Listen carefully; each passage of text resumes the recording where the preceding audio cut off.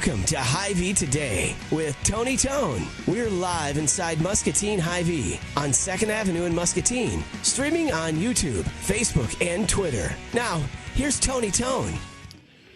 Just like that, we're back. It's Hy-Vee Today. Welcome to the program. This is Tony Tone, Wednesday, the 16th of October. It is National Bosses Day.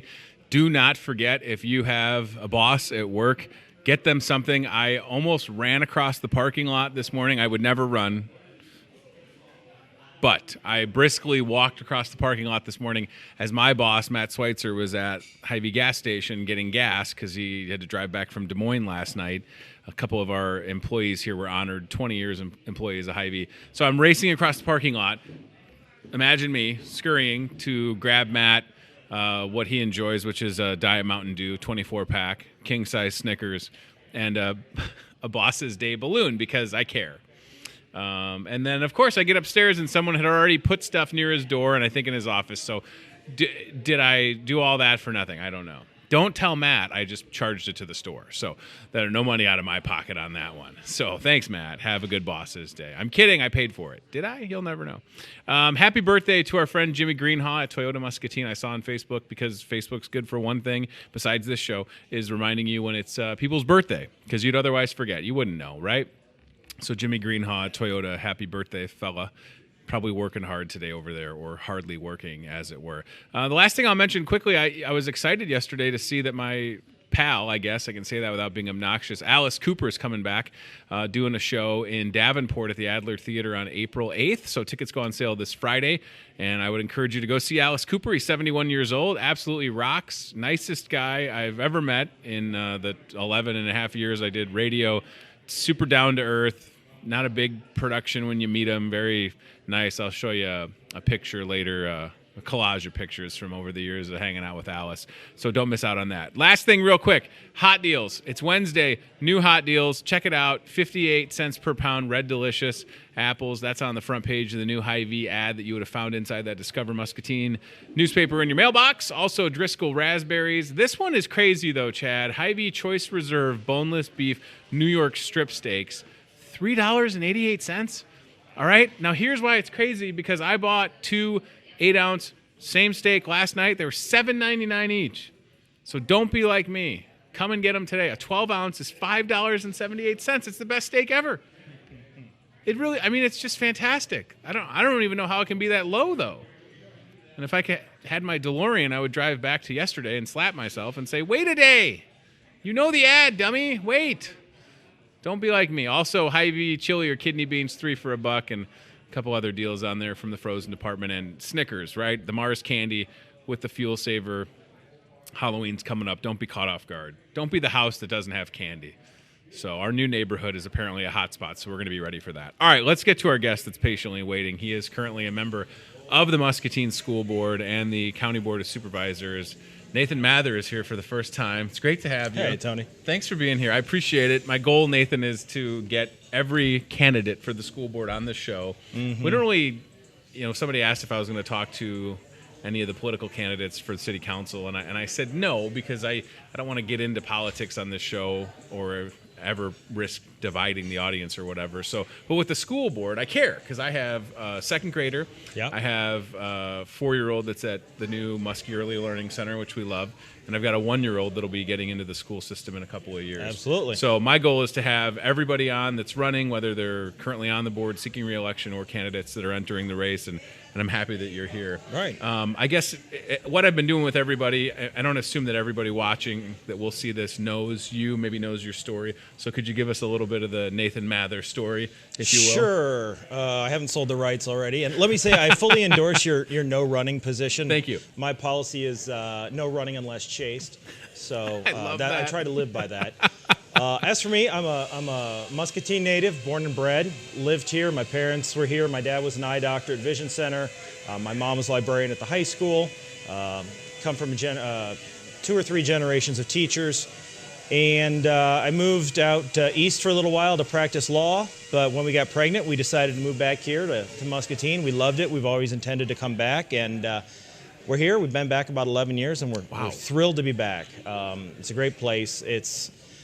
I've lived overseas, I've lived in New York City, I've lived lots of different places, and really this is one of the greatest places I can think of to raise a family. I agree with you. As someone that's only been here 7 years, had opportunities to leave, not going anywhere.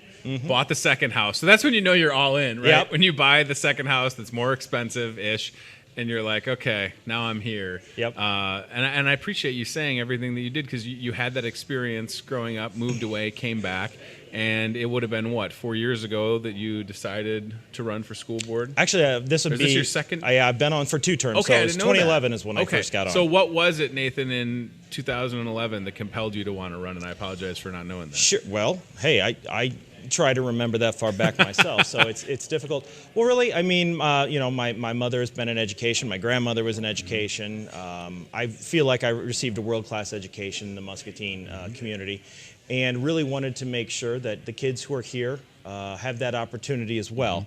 And I think that extends to whether it's kids in elementary school, all the way through up on to high school, but also making sure that, hey, the folks that we put out, we just don't leave them. Once we hand them a diploma, we don't say, hey, see ya. Right. We try to attract them and make sure that they have a fulfilling career, and hopefully maybe some of them want to come back to Muscatine as well and make this a better place in the future.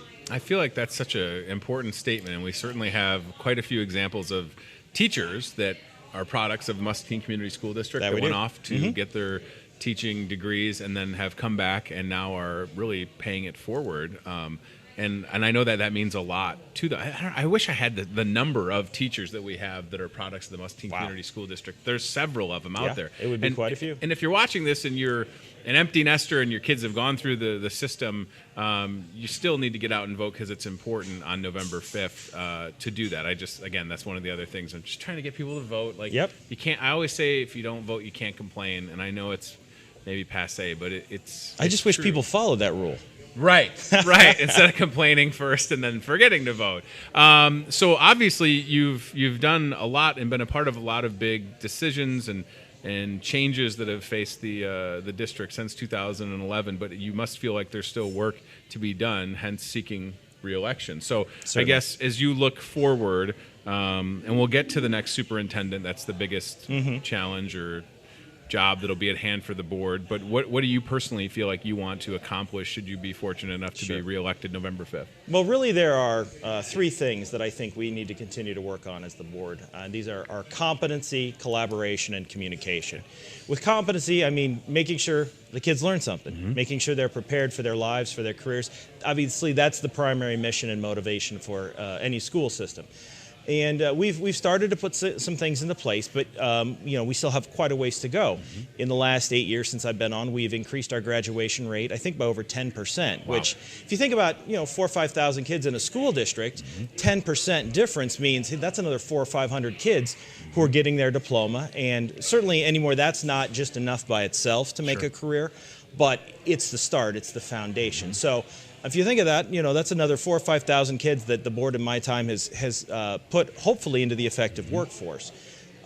Ways that we're moving forward on this is we're trying to build alternative pathways. One of the things that we've noticed, and frankly not been that great at, unfortunately, is tracking how our students are doing 4, 6, 8, 10 years down the line after they graduate. The numbers we do have suggest that a lot of them aren't what we call career ready when they leave high school. And that is for a whole host of reasons. Some of them are socioeconomic, but I'd say more of them are how we define the educational career of each student, because I think gone are the days when we pump everybody out, tell them to go to college, have them go for their 4 years, party, and then expect them to pay back $150,000 in loans with a productive job. There are so many other things, especially if you look in our community, that require... They don't require you knowing Greek civilization. I almost dropped the mic. They don't require you, studying heck, I studied philosophy, so I'm not one to talk. But if you want to be a welder, you can start right out of high school at a living wage, at a family building wage in this community. And there are literally dozens of careers like that we are trying to fill. In this high employment rate, that's great, but it also means it's really tough to find people to do jobs that they're qualified for. So we want to match the school system to being not just we give kids an education, but we give kids an education they can use and that the community benefits from. So we're looking at creating alternative pathways, and really we've collaborated with MCC a little bit in that. But what we want to do is provide much more of an emphasis on technical, vocational skills, so that kids who maybe don't respond to the traditional classics curriculum find something that really energizes them and keeps them engaged. And you've got to feel good about, you're speaking about the collaboration between the district and partners like MCC. That has to feel good about how that relationship has grown, flourished, whatever word you want to use. People like Dr. Naomi DeWinter is on the show a week and a half ago, said things, like by 2025, 7 in 10 jobs in Iowa will require some type of post-high school education, whether it be in the trades or 2 years, 4 years. That's a stat that blew my mind. I didn't know that, but it makes sense. And I love what you're saying. Yes, if you get to that point when you're going to graduate high school, I would rather, I kind of thought I knew when I graduated in 2002, Oak Park River Forest High School outside Chicago. I was going to go to St. Ambrose, was going to be a high school English teacher. Was going to maybe do that full circle thing. Close. Go back and teach. Right, close. There's no degree for a grocery store talk show, but I changed my major sophomore year. And that wasn't something, I was well prepared in high school, had great educators, guidance counselors, mentors, felt like I was ready for that next step.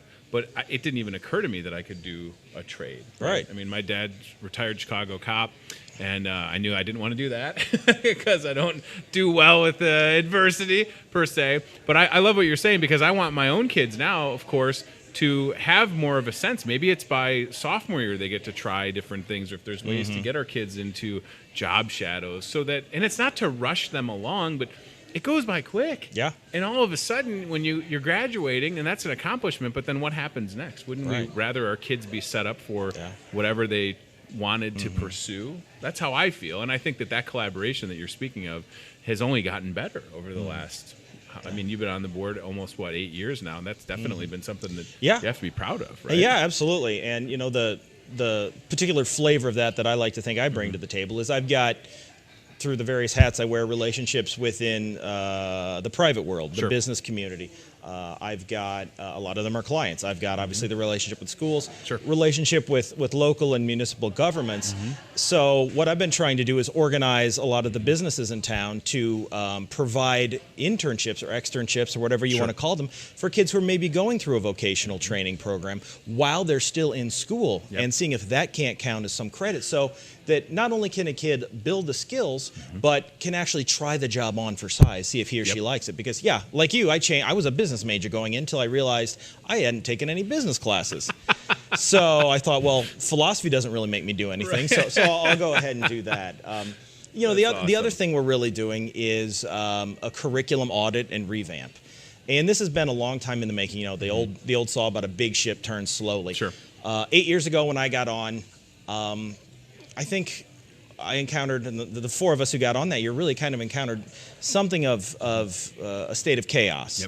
Budgetarily, we were not in a good place. We found out that, a fourth grader learning math at, say, McKinley is not being taught the same things as a fourth grader learning math at Mulberry. Wow, I didn't which, know that. when you get to middle school, means they haven't learned the same things, and so it just you spend so much time catching up and relearning that you don't have a chance to do the learning you're supposed to do. And so that really set our kids behind. So what we've tried to do in the last few years is, first of all, align our curriculums, make sure everyone's teaching the same thing. Now we've actually brought in a consultant who specializes in this kind of thing to give us ideas on our curriculum, our administrative structure, really take a look at us entirely and say, all right, what is holding you back? Because while I can be proud of the high level of improvements that we've made in terms of graduation rate, competency rates, the fact is we're still not where we need to be. If you look at some of those online ratings that capture, a snapshot, they'll say we're in the lower part of the schools in the state. And, if you look at the numbers one way, that's true. One of the things is we have every student in the school system take the ACT instead of just the kids who are planning on going to college. So what that means is you're going to have a lot of kids who weren't prepared for it and are going to score lower. That's going to drag your scores down. It's going to make your performance look worse. So unfortunately, that kind of has a cascading effect in that, all right, someone who is thinking about, okay, I'm going to work for this company or that company, where am I going to live in town? Well, I look at the the website that has one number that captures a school, and we see Muscatine as a 1 or a 2. Well, it doesn't tell the whole story. So what we need to do is really, with my communication piece, do a better job of communicating and marketing. First, we expect those numbers to go up because of the improvements we're making. I agree. Second, they don't tell the whole story because we're expanding the rigor. We're making these sorts of programs available to every student. But also, I think where we haven't gone far enough is there's a tendency to simply stop there and say, well, we're better than this, but we're not. It's just a shame. Right. But still, those are numbers people look at. Those are numbers that affect our community. And we have an obligation not only to do better, but to make our doing better more public, more known. Yeah, and nobody is going to tell the story if we don't. Absolutely not. Nobody's not. going to pat ourselves on the back when we have things that are worth bragging about. And you can do that in the right way. Yes. And that's what's tough is how do you, and that's where the board, again, needs to really get together, and whether it's working with different outside organizations that can have perspective as far as telling the story in an effective manner. But I mean, everybody, no matter what you do, where you find yourself, communication is key throughout most aspects of life, and certainly with conveying the story, because that's a challenge for Muscatine, period. There's 10,000 people that drive in for a job that they leave at 5 o'clock and go back to the Quad Cities or Iowa City. So how do we get that person to make that decision to invest in the community, buy that house, and then, even more importantly than that is have their kids enrolled in our school system, because that's ultimately the health of a community, right? Because we've got the jobs, we know that we've got the industry leaders everywhere you look, they're here, but it's capturing that 10,000. If we can get that, even if we could have that in the next 5 years, it'd be huge. It would be a big deal. I hated driving from Rock Island to Muscatine. I did it for a month before we moved. I was like, I'm done. I don't know if everybody just has a Tesla or what. They're not paying for gas, but it drives me crazy. I want to get to the biggest task for the school board. Again, the election's November 5th. Nathan Mather seeking re-election. The superintendent selection. Dr. Jerry Reby is retiring. We appreciate his efforts. What are you hoping to look for in the next superintendent? The thing I keep saying with everybody is I personally don't want someone to look at Muscatine as a stepping stone. I'd like to have somebody that's going to be here for a while so that they can do good work and grow. But what are you personally hoping to find in this next superintendent? Well, I think that was a really nice thing about Dr. Reby is that he clearly valued the community. He and his wife became an instant part of the community, and he become valuable fixtures in it. But you're right. The new superintendent is going to be the most important thing that this next school board does, because people come to us and they say, "Gosh, my kid didn't get playing time," or I didn't like the way the teacher was teaching us. Those aren't really school board level decisions. Those are administration. We are not like the president. We don't make executive decisions. We guide policy. We're more like an advisory board that hires the superintendent. So really, you're right. That is the most important thing that we can do. And I think, building off what I said earlier, the most important thing I'm looking for in our next superintendent is that he or she be able to drive that academic performance. I want that superintendent to be dedicated to turning out the best students in the state in Muscatine. And that's a hard road to hoe. We've got an uphill climb to that. And but if you don't have that goal, what's the point? If you're not trying to be the best, I mean, because can anyone say our kids deserve less than the best? But to do that, this person is going to face a lot. They're going to have an interesting set of skills. They're going to have to be able to collaborate within the community. I think Dr. Reby was excellent at building partnerships, getting to know business, faith leaders, community groups all across the spectrum.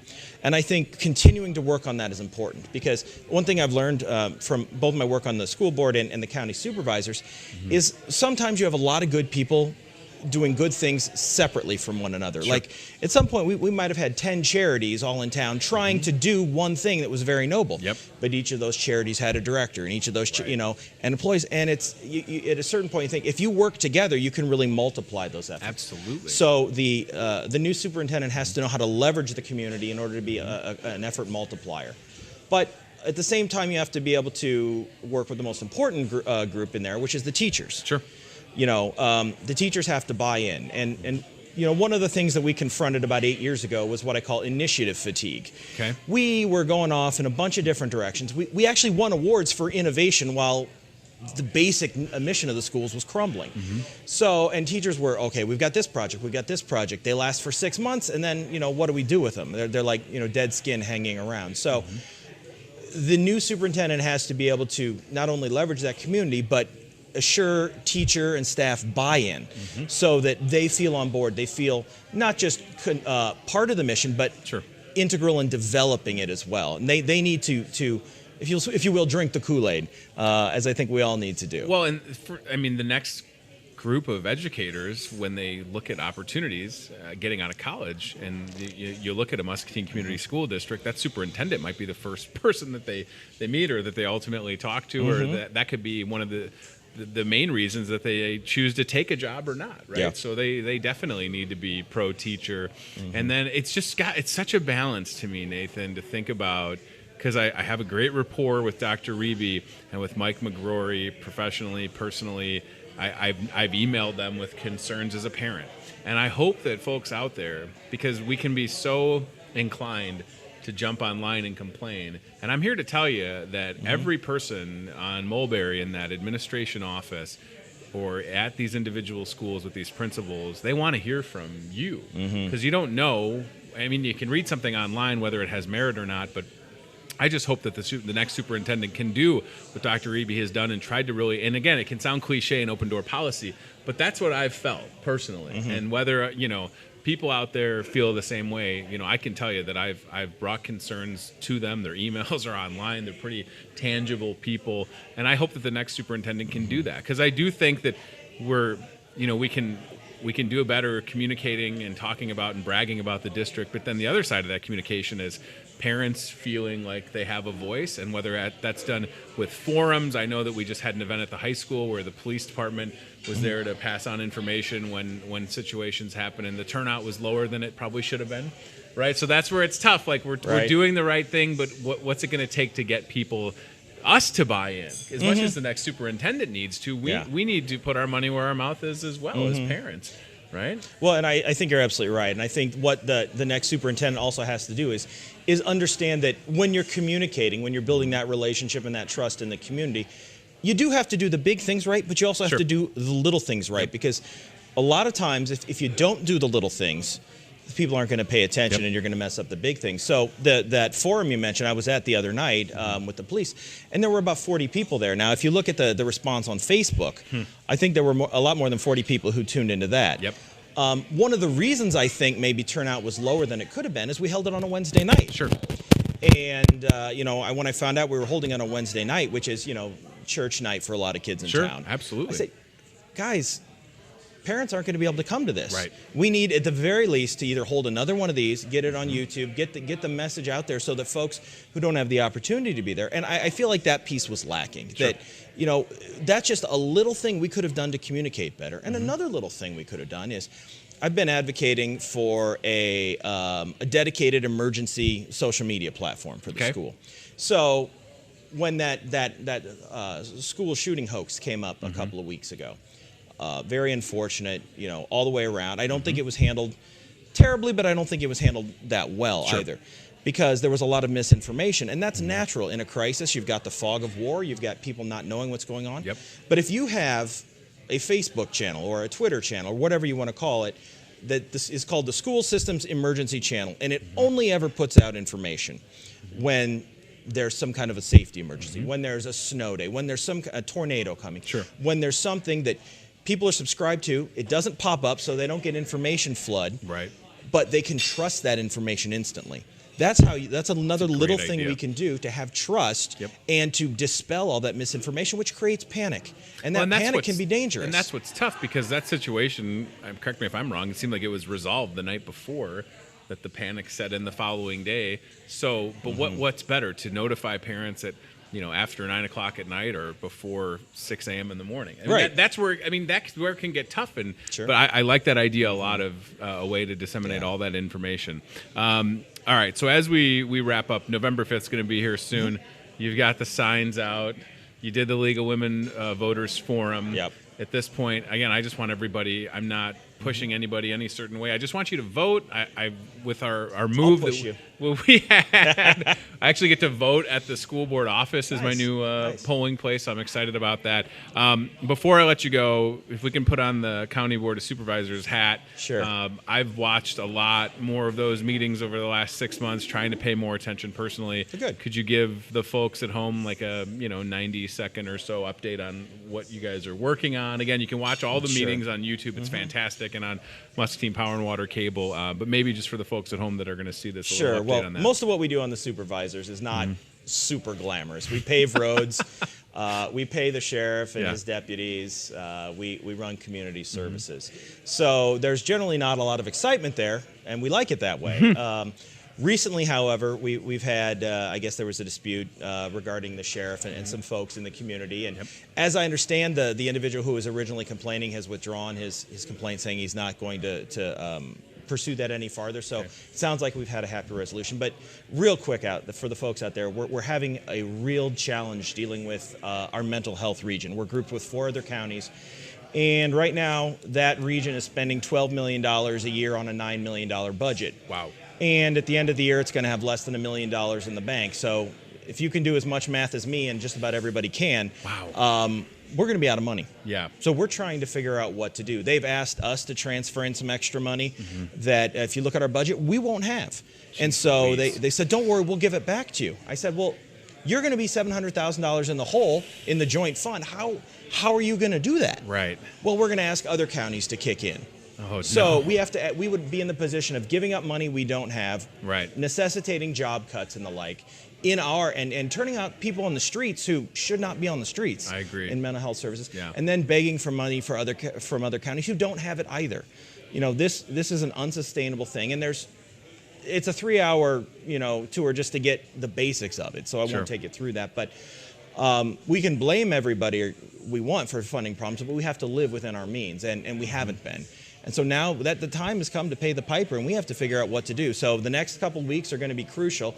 So anyone who's interested in those services, please feel free to come down to our meetings Monday, 9 a.m. at the county building. Yeah. Or, tune in, chip in, contact us. We are always willing to listen. We won't always agree with you, but we are always willing to listen. It's so tough with the mental health stuff, right? I mean, it's so important to have resources available for folks that need it, and to have people that can advocate for them, but it does come at a cost. And if you're hearing that and you're shocked, I encourage you to learn more. And like Nathan said, show up to a meeting, let your voice be heard. Again, that's where you out there, everybody has an opportunity to speak your mind. And, and again, you can see all of the meetings online. We've been showing you some clips, and yeah, you have a lot of hats. I don't know how you manage it, but it's because no hair. I have plenty of room. the efforts and the Hey, you said it, right? I really think it's admirable, though, that you're continuing to want to be on that Muscatine school board. Certainly a big next before your term, correct, for you? Next big 4 years with the new superintendent and that decision.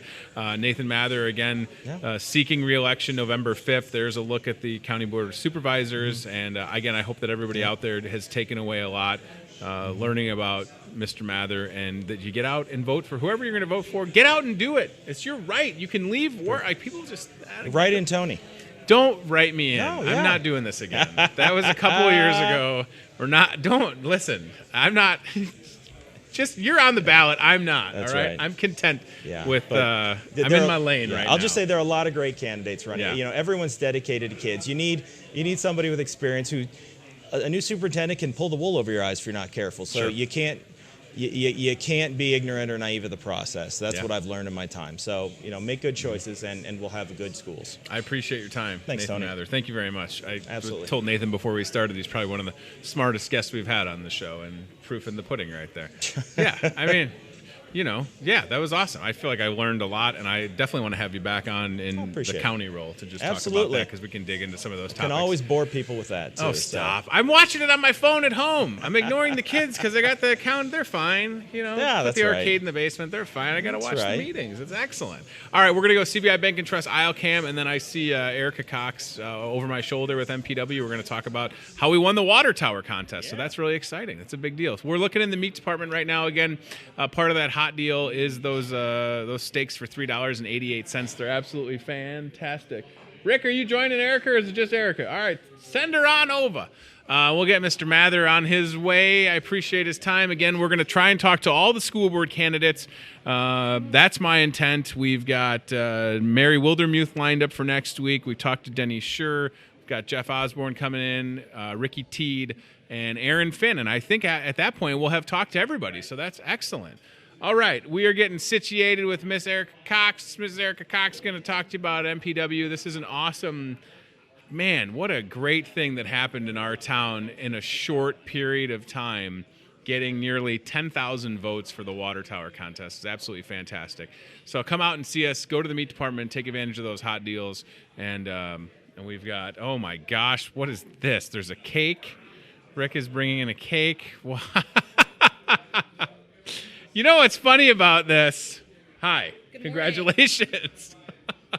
All right, so what's funny about this cake, and you're going to be mad, but it's okay. I am low-carbing, no-sugaring it again, but I will happily either take this with coworkers or my family. My kids, Erica Cox, you have to know. I gotta, Chris, you got to zoom in on this. So my kids are 7 and 4. Gosh, the baker is probably so happy to put my face on something, weren't they? We had a huge spike in votes after that was launched. So well, Tony, you helped throw us over the edge. I appreciate that. My kids are disappointed because I brought home this and they were like, they're gonna put you on the water tower, and I was like, no, it's a joke, and they're like, that's not a funny joke, Dad. So they're really bummed. But this is awesome. Thank you very much. I really appreciate that. I never thought I would be on a it's a joke, and I've been saying this to the people at home. I'm not going to be on the water tower. All right, so this contest happened in seemingly the blink of an eye. It did. We get mobilized, and all of a sudden Muscatine has, we're jumping around the leaderboard, and I kind of thought that, and you never know certainly, but by the end of last Friday, we kind of had a substantial lead, and then it comes out Monday, Erica, that Muscatine won. It's unbelievable. It was. Like almost 10,000 votes to have a custom water tower design. Yeah, and I think what's so cool about this is this was a completely organic contest for us. And, we found out about it. Mm-hmm. We were already planning to paint the water tower next year. Mm-hmm. It needs some refurbishment on the outside, so it'll be repainted. And we knew we were going to have to come up with a new design for the water tower. Well, we're switching microphones. Hang on here. And there's the graphic that you can see on Facebook that has shown that Muscatine is indeed the winner, which is, I was like pinching myself when I saw it. Yeah. But yeah, so it was in the budget, if I'm not mistaken, to redo that. It was in Power and Water's budget, yep. But anytime you can save some money, right? Anytime. It's unbelievable. Yeah. So at this point, what's the timeline? I'm sure that's a question you've been asked as far as, the contest just ended, by the way. Winner was announced. We knew that Muscatine won as of this past Monday. So what's our time frame from, where it's at right now to getting it redone? So we received official notification on Monday that we were officially the winner. Sure. And the next steps are kind of up in the air right now. We don't, what we know is that we'll have an opportunity to meet with Laura Palmer. Okay. And that's going to be scheduled in the next couple of weeks. And then we'll kind of find out what the plan is going to be. So stay tuned. Yes. There will be more to come. I love it. But, I went out and looked at Laura's website, and she really has a unique style. Sure. So I think, whenever I've worked with creative people before, you kind of say, this is what I want, this is what's important.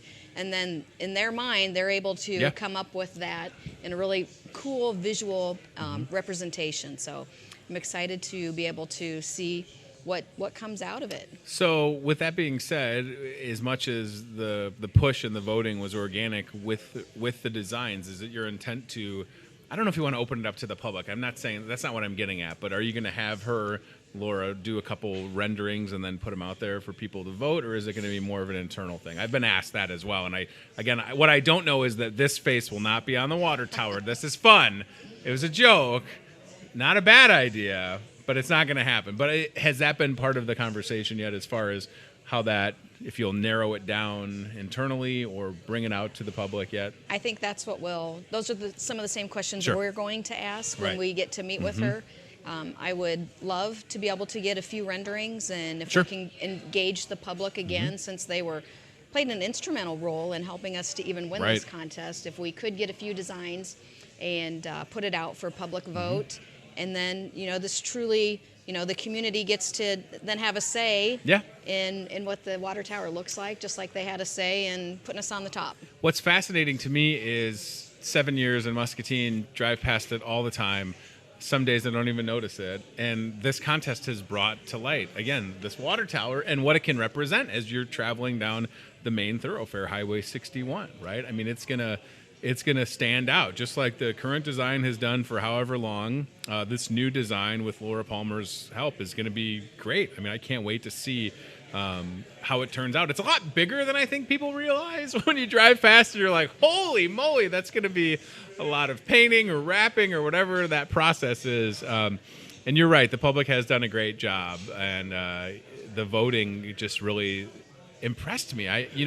It's one thing to ask for people to do something, but you never really know if they're gonna follow suit, right? But this was like a genuine movement, and a lot of people got things out there, and the proof's in the pudding. So Muscatine won, and these next steps are going to be really exciting. There's Laura right there. That's cool, right? So the fun story is that Laura's dad designed the current water tower. Yeah. And that so design nice has stood the test of time. It's been up there for 20 years. Oh and my gosh. It's still a very classic design. And what I anticipate is that what she's going to come up with is going to be something. Sure. Might be a modern take on Pearl of the Muscatine. Yeah.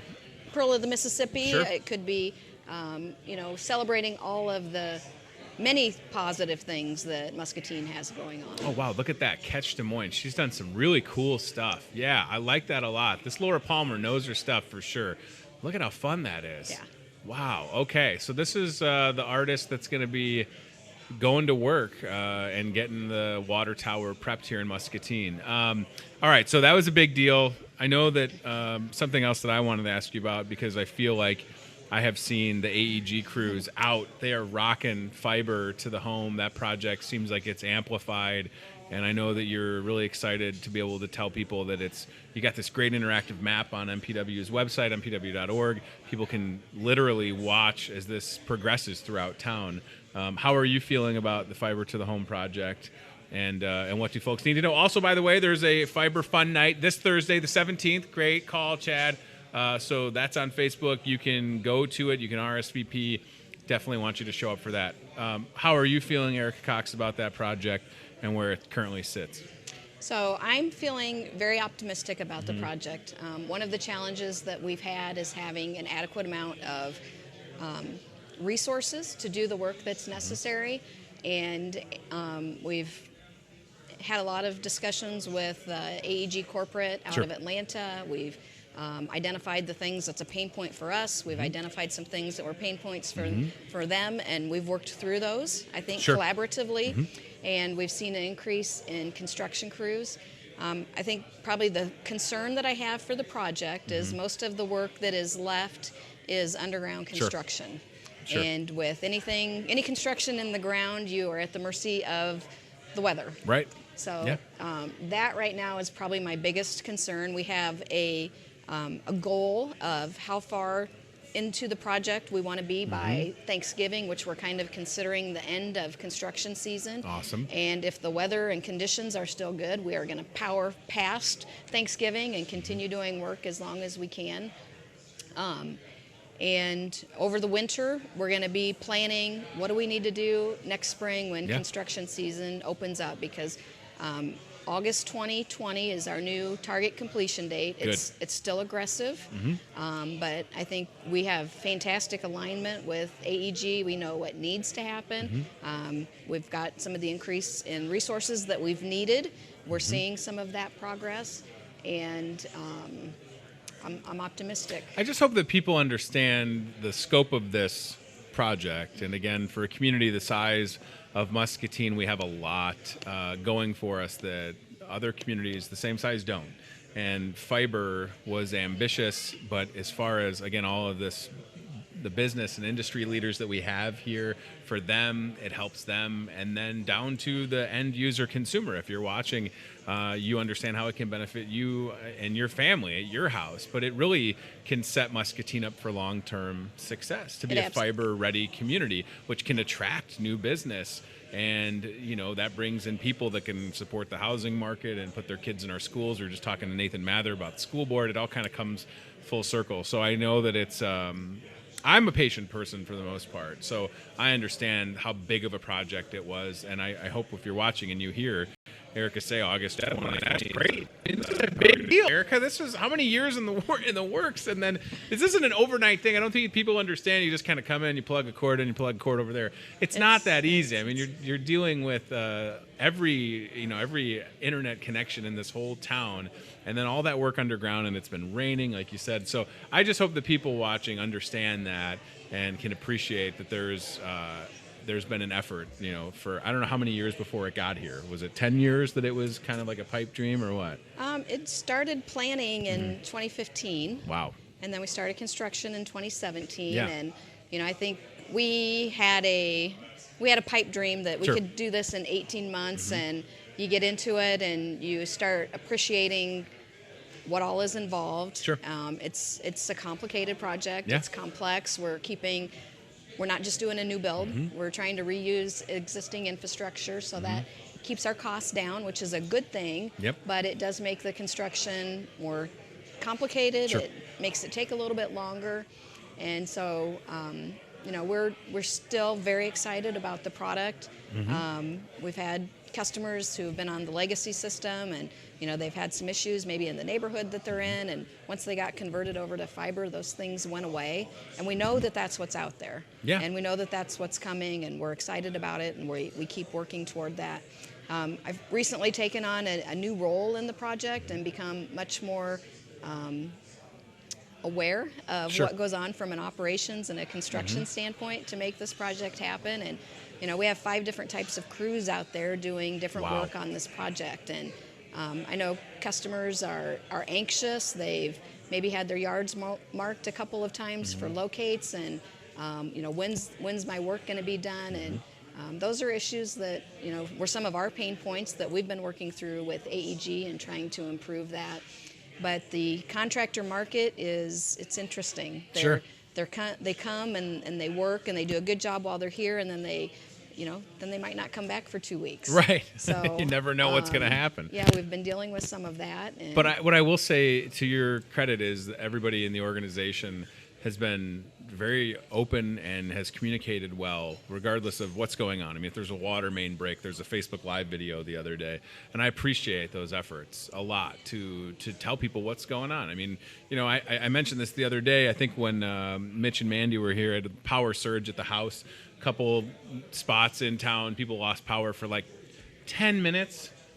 I don't know if you understand, like if you ever watch the news out of the Quad Cities, if there's a storm and they're like, Schmittish American customers, there's 5,000 of them out of power still, and it's a day later. That's never, I've been here 7 years. The longest we were out of power was like 45 minutes, and that was because a car literally crashed into a power pole in a downpour. But they had it fixed in 45 minutes. These MPW crews are unbelievable. And I just hope that, and I think that can get lost for folks that have been in Muscatine for a while. But as someone that was in the Chicago area and dealt with other power ComEds of the world, and then in the Quad Cities, I don't know if it's just the response time or how we're able to do it, but it's really fortunate to have those crews with MPW that are out there.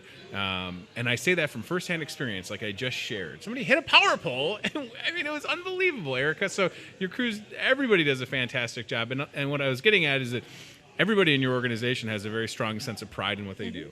And that's evident if you have a conversation with anybody that works at MPW, regardless of where they find themselves. If they're at the power plant, literally making power, to the offices on Cedar Street, to the crews that are out in those inclement conditions, they're very prideful people because they care about their community. They're right? serving their friends and families and neighbors, and we do care. And it's, you know, that's one of the things that I love about working at Power and Water. I love being in a community that's the size of Muscatine because you walk the grocery store, you run into everybody that you know, and you know you want to do a good job for them, and we do have a lot of pride. And I want to do one little takeoff on your comment about people who have been in Muscatine for a long time. Sure. So I'm going to do a plug for our 2020 calendar. Oh, that's cool. Okay. And this is exciting.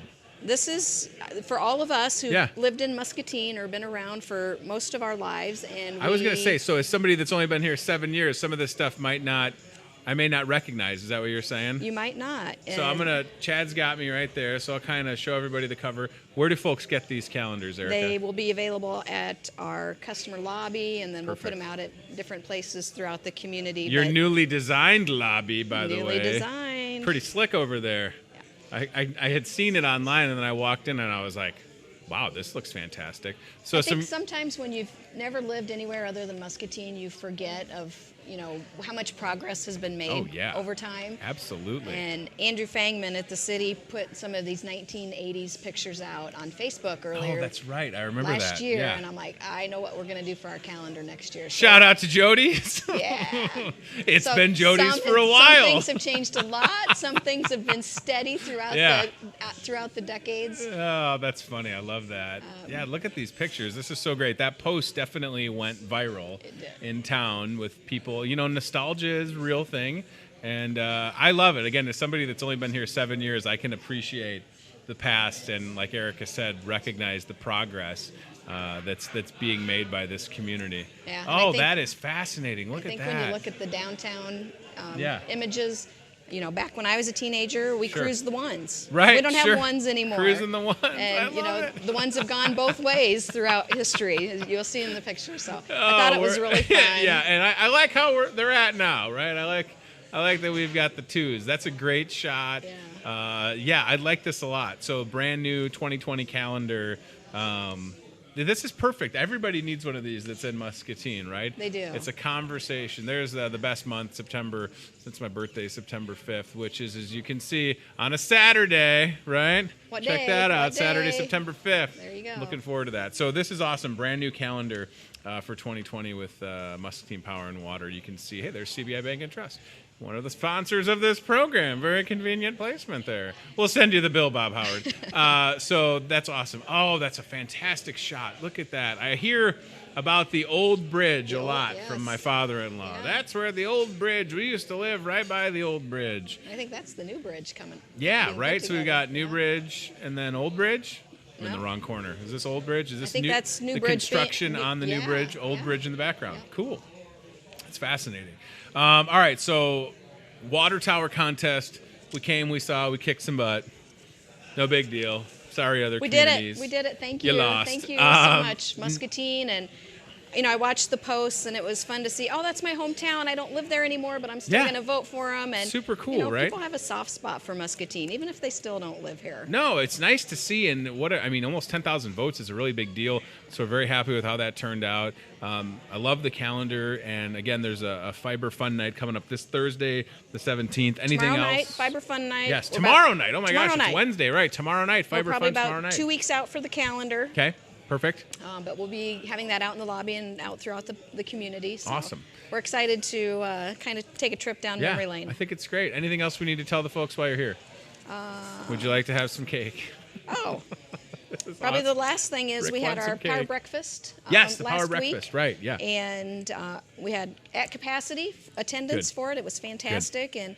And if anybody's interested, we have we recorded it, and it's on our YouTube channel. Oh, I didn't know that. So if you do mpw.org/PB, like peanut butter or Power Breakfast 19, nice. You can watch it. You can go to the sections that interest you. Yeah. But it's a nice update of lots of community projects that we're involved in, utility projects, and just kind of where things are at with us. The Power Another way Breakfast. to try to be transparent with the community. Yeah, well, isn't it nice to be able to watch that and, again, to be able to consume that info? I haven't seen it yet. I'll absolutely watch it. It's something I'm interested in. I think you guys are doing a great job with everything that goes on at MPW, which is a lot more than people realize, right? So please, jump on MPW, watch that Power Breakfast. And if you're watching us live on MPW Channel 5 and you can make it here before 10, I may give you a piece of this cake. Not with my face on it, though. You have to save that piece. I've got to take this Yeah. to the kids. They're going to be But this is the thing, Erica. They're going to be like, oh, they're really putting you on it? And I'm going to be like, no, guys, it's still a joke. Oh. It's okay. They like cake, though, so they'll be fine. They'll forget about it after the cake. They'll be on their sugar rush. Like, that's what we need in the house. Oh, you know what? This is also good timing. We got family pictures tonight. So maybe I'll save this for after they do a good job. Family reward. Pictures. Right. Or could be a whole different take on family pictures if it's it could be a cake fight. I heard it's either a reward of cake or a $5 bribe. Yeah, whatever it takes. I appreciate you being here. Thank you very much so for all that you do us. and everybody at MPW. Visit the crew at mpw.org, of course, on social media, and keep an eye out, and we'll certainly communicate on the water tower. Again, this is a joke. It's not going to be my face for the folks at home that think that Tony's so full of himself. You know that it's just for fun, although it would only help. We'd probably double our population if people saw that mug coming into town. They'd be like, I can't leave. That guy's just staring at me. It's marvelous. All right, we're going to go to the Toyota Muscatine cart cam. Chris has that, and Chris is going to head towards the floral shop. It's National Bosses Day. I think Erica's a boss. Happy National Bosses Day to you. Yeah. I am not a boss, but I got my boss, Matt. Oh, wow. Checks in the mail, I've heard. For me, for Bosses Day. Listen, the floral shop's been open since 6. They're taking care of folks, and Chris is heading that way to show you just a couple ideas. You can also see some breast cancer painted pink pumpkins, which is great, and some other pink products. So, Chris, if you go around the corner, you'll see they've got some Bosses Day balloons. They've got some candy bouquets. I think Catherine just shooed them away. Catherine runs the floral. I think she just shooed Chris away. That's all right. Listen, these people, they got to be on camera. They don't have a choice. My coworkers, at least. The general public has a choice. So there's a little sign, National Bosses Day, October 16th. They've been going since 6 a.m. Chris, you want to show some balloons? I love the candy bouquet right there. Candy bouquet. I mean, that's like the easiest thing. It's already ready, even if your boss, doesn't like sugar. It's the thought that counts, boss. Listen, I'm doing it for you. So go to the floral shop to get you all taken care of. Maybe you want a cake with my face on it. Make you a good price on that. Retail for about $75, I think. Right? $75.99. Maybe put a fuel saver on it. I'm kidding. This cake is mine. So, Chris, if you're out there, grab one of those candy bouquets, pull it up close. And again, you've got, depending on when you're finding this, maybe you forgot about Bosses Day because you're watching this tonight on MPW Channel 5. Then what happens? I don't know. Thank you, guys. You can still come into Hy-Vee and grab something for tomorrow. Hey, boss, I forgot about you, but I brought you this for the next day. I don't know if you talk like that. Maybe you talk like that. I'm not here to judge. But what a great idea. Who thought of a candy bouquet? That person better be retired, sitting at home doing nothing. That's $1 million idea, Steve. Candy bouquet, if you'll have it. Cake with my face on it. Too many of those I've seen in my life. Scary. That's a nice surprise, and that Rick Thompson, that sneaky devil, he tells me when he emails me, they're sending me the bill for the cake. Perfect. Make it attention, Matt Schweitzer. All right. Thank you, Chris. You're marvelous. Appreciate that. Chris, if you're out there still, grab me a pink pumpkin. Bring me a pink pumpkin back to the set. I know he's out there because I got him on the phone. We're communicating that way. Chad, come in on this thing. Well, yeah, this is hilarious. So that sneaky devil, Rick Thompson, who is off camera at MPW, sends me an email. You got time for Erica? I've always got time for Erica Cox. We won the water tower contest. It's a big deal. He says, we've got something for you. Well, I don't know what it is. It's me on a cake, everybody. Just what the world needed. My poor bakery. These are my coworkers that are like, oh, gee, unless this cake didn't come from Hy-Vee. Just kidding, it did. Look at the color. My poor coworkers in the bakery. This guy. I'm so shy. I don't want any attention. So that's just a joke. It's very fun. And I will take this home. I feel like I'll put this in a box maybe, and the kids will enjoy it. I haven't had anything with real sugar in it since Sunday.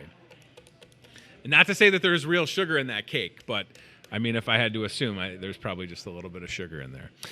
All right, a couple of things we need to mention before we go. Chad, I want to know if you could go to my Facebook page and pull up that collage of Alice Cooper pictures, maybe grab that on standby. So today, National Bosses Day. It's also National Liqueur Day. Does that mean like a coffee liqueur? Can I have a Kahlua? Can I have a White Russian? the mixed drink, not the political ones. I like a White Russian, a little Kahlua. little milk. Nice beverage. If you're 21, drink responsibly. It's also Global Cat Day. Not a cat person. Chad, you a cat person? He's indifferent. Steve, you like cats? Steve, I figured. If I was going to bet, I bet, Steve, you got cats at the house? Nobody likes cats. I do not like cats. I am allergic, so that's probably why. But listen, if you're out there and you want to adopt a cat, please go to the Muscatine Humane Society. They've got a lot of them at this very moment. So it's World Cat Day, and it's also World Food Day. I'm not reading that. I am not dividing the audience, Steve. World Food Day. So maybe for National Bosses Day, you get your boss some worldly foods. All right. I mentioned Alice Cooper coming to town. Check this out. We're so sorry, Uncle Alice. My kid's really concerned also. Why is that guy choking mom and dad? It's a pretend choke. So that guy right there, Alice Cooper, in town on April 8th at the Adler Theater in downtown Davenport. I've just met Alice a couple of times, as you can see. He's 71. He couldn't be nicer. I don't know what else to tell you. He's a nice, normal guy, as normal as they come. And the show he puts on, his band is terrific. I actually, I don't want to say this just in case people are watching that are going to steal my idea, but maybe we'll have a chance for you to win tickets. I don't want to say anything else. Again, we got spies everywhere we look around here. Alice Cooper, April 8th at the Adler Theater. And what's great about this, Chris, is I've been telling folks that would be the perfect venue. He's played in the iWireless Center, the Tax Slayer Center in Moline, but the Adler Theater is a great venue downtown Davenport. I don't know what seating is, 2,500 people maybe, a nice theater, a lot of history there, formerly the RKO, a lot of legendary performances. Get your tickets. They go on sale this Friday. All right, Wellness Wednesday continues today, 10% off. I was going to comment on the Ragbri shakeup that happened. The 16-person staff of Ragbri walked out of the Des Moines Register yesterday to start their own bicycle ride across the state of Iowa. So, and they said that they weren't happy with the handling of the Carson King story. So there continues to be some fallback from that. So listen, there's another bicycle ride across the state of Iowa. So if you like riding your bike, you have a couple different opportunities to do that. You can see right there, it's definitely one of the biggest stories in the state as far as Ragbri. Why would you call him in here, Chris? What are you doing? Now he's going to take the cake. He already got enough stuff. What are you doing? He was in a meeting. Our show has run so long that Matt Schweitzer was able to get done with a meeting and come down. You already got... Yeah, go ahead. I don't know if you want to... I came to see the water tower cake. Yeah, what do you think? It's about time. Hy-Vee store director Matt Schweitzer. Happy Bosses Day. Hey, thanks a lot. This is not for you. I can tell that. Yeah. Is that the new design? If we wish it hard enough, I think they might do it. What do you think? I think it looks fantastic. How's your Bosses Day going? It's going fantastic. Chris is gesturing over there, and I look and I see you walking in, and I'm like, are you having a... You know, we're 2-0 as far as I had a tenderloin the other day. I didn't even take a bite. I thought you would show up, and then I got to enjoy it. And what did we have the other day, Chris? We had something else, and Matt was nowhere to be found. What kind of cake is that? I don't know. It's diet cake. Diet cake. Yeah, your favorite. So. All right, well... Yeah. I'm glad I could drop in. Perfect. Yeah, I gotta go. I got a meeting. Yeah, I was gonna say. Yeah. And it's Bosses Day. So let the record state. I said Happy Bosses Day. This is really cool. That's fine. That's fine. It's his store. Don't just stand there. Get it out of here.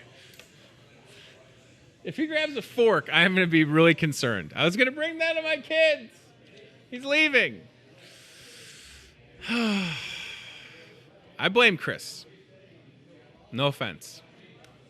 Chris, this is your fault. What does he just show up? I feel like I'm Dorothy, and I click my heels, and I didn't even click my heels, and Matt Schweitzer shows up. All right, we got to get out of here. We're running later than we normally do, which isn't a problem because it's my show. Friday, $1.99 tenderloins are back. This is the best deal ever. I'm telling you right now, just make plans, lunch or dinner, and we should have talked about this with Matt. Maybe we'll actually invite Matt on the show tomorrow if he's got time. That cake better not move, I'm telling you. Friday, 2 days. Today's Wednesday. We got Thursday, Friday, 11 to 7, dine in, carry out, $1.99 tenderloins. These are awesome. As I've told you, you cannot trust a tenderloin sandwich that doesn't stick out over the bun. It's got to. It's an Iowa thing. People that are outside of the state of Iowa, they have a tenderloin, and they're like, oh, my gosh, that's the best thing ever. $1.99 is a ridiculous price. The cheapest that they normally ever get to is like $3.50. So $1.99...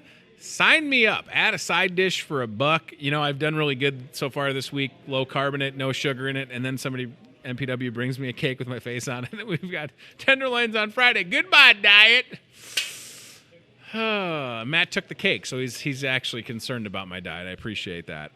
We've also got the hot deals that started today, and a lot of good opportunities for you to save. I realize these hot deals, they change every week. You've got from today till next Tuesday, Wednesday to Tuesday, come into Hy-Vee, save in the produce department, 2 opportunities there in the meat department with a ridiculous deal on steak. If you're making chili, because it's chilly outside, not too chilly for chili, Hy-Vee chili style or kidney beans, say that 5 times fast. You've got Smart Ones indulgence entrees. That's an awesome deal. I'm sweating. I think I'm sweating because of the cake. The sugar is whispering in my ear. Hello, old friend. It's me, Sugar. I'm back. Stick your face in the cake. And the Snickers, speaking of sugar, look at that deal. When you scan the fuel saver, limit 2, get a bag of fun-sized Snickers for $1.77. That's an awesome deal. Starts today. The 16th runs to the 22nd. Don't miss out on that. I kind of want to ping-pong around, Chad. I think I'm going to go to the flu shot, and then I believe we had some job boards that were emailed to us as the show was going on, so we'll get to that, and then we'll get out of here. So pharmacy, ready to go, flu shot, 20-cent fuel saver. Not to repeat myself, raise your hand if you got your flu shot. Okay, I'm the only one. That's fine. These people have influenza. I'm safe. I'm good. They've got it. I'm kidding. They don't. But get the flu shot. 20-cent fuel saver. It's that easy. No appointment necessary. Nicole and Sam, they're just doing flu shots all day over there. All day. Just like that. I keep having fun with people that I know that are at the pharmacy as I'm helping them. I'm like, oh, you're here. This happened the other day, Monday. You're here to get your flu shot? They said, yeah. I said, good. It's my first day giving them. And I'm real nervous. They knew I was kidding. It's a joke. I'm not giving any flu shots. You can rest assured that that's not going to happen. Tina Simmons is watching, everybody. Hello, Tina Simmons. How you doing, Tina? Tina Simmons, hello. Say hi to Jim for us. Hope all is well. All right, so get the flu shot and keep yourself healthy. We've got to go to the team staffing job board, and we're going to get out of here after that. So team staffing, proud supporter of this show, 109 Lake Park Boulevard. If you're looking for a job or know someone that is, here are 3 openings right now. Experienced IT tech, you can call Brooke, 563-316-7636, or careers@teamssi.com. Really easy to get a hold of. You can also walk in and get started immediately. Here is a material coordinator. Mary has this opportunity, $18.50 an hour, 8 a.m. to 4:30 p.m. Must have logistic and forklift experience, please. 563-316-7634. And last but not least on the job board is TSI Enterprises. Our friend Katie, opportunities there, $20 an hour, 563-316-9254. Tina, if you're still out there, happy belated birthday to Mitch Simmons. I DJ'd Mitch's wedding a couple years ago. That was a good time. All right, I want to say thanks to our guests for joining us today. We started with Mr. Nathan Mather, who is currently on the Muscatine School Board. He's also the chair of the Muscatine County Board of Supervisors. He's also a lawyer and a family man. He's got, I don't know, he has free time to do all this stuff. He's seeking re-election to the Muscatine School Board. We will talk to all candidates running for school board on this show to inform and educate you so that you go out and vote on November 5th. That's all I want is for you to vote. And if I can bring these folks on at no cost to them, to have them share their story and their opinions and their stances, and make you a more informed voter, that's all that's in it for me. That's it. I have no agenda. Get out and vote November 5th. Thank you to Nathan Mather for being here. Thanks to Erica Cox with Muscatine Power and Water. Muscatine, the winner of that water tower design, going to save us some money. It was in the budget, but now we don't have to worry. Nearly 10,000 votes helped Muscatine win that contest really great moment for Muscatine. And if you helped get the word out, thank you. And I would love to share that cake with you, but I probably got to take it to the house. Because that's what my kids need is sugar, right? And thanks to Hy-Vee store director Matt Schweitzer for popping in and taking the cake. Happy Bosses Day to him and all bosses out there. National Bosses Day. Hopefully your staff recognizing you in whatever capacity that may be. All right, I think I've said enough. I appreciate you watching this show. Tomorrow we have Judy Yates with the MCSA Domestic Violence Shelter. October is also National Domestic Violence Awareness Month. And the shelter needs some stuff. They need some items. We'll talk to Judy about that. Look forward to having her on the show. She's a friend, and she has been with the shelter for 20 years, I believe. Judy Yates, one of the good ones in town doing good work, and the MCSA Domestic Violence Shelter is there for women and children in times of crisis. And we'll talk to Judy tomorrow on the show. Maybe we'll have Matt Schweitzer here. And on Friday, Amy Hessel is back with the Muscatine Community YMCA. Thanks for watching. Thanks to CBI Bank and Trust, Toyota Muscatine, and team staffing. We'll see you at 8:30 in the morning, 7:30 at night, 10:30 at night, or if you're watching this in the future, I could be dead. So keep that in mind, depending on how far along. Maybe you're in the year 3000, and you're thinking, that guy had a grocery store talk show? The answer is yes. I sure did. And there's a cake with my face on it. You probably don't have that in the future either, do you? All right, take care, everybody. Goodbye. Watching Hy-Vee Today with Tony Tone. Be very, very quiet. We're hunting rabbits. We'll do it again tomorrow with more local guests from in and around the Muscatine community. I'm trying to emote for the play that the alumni are putting on in Wilton. Yeah, man. This Friday, Saturday. Questions, comments, know a great guest? Reach out to Hy-Vee Today with Tony Tone on Facebook or via email, hyveetoday@gmail.com.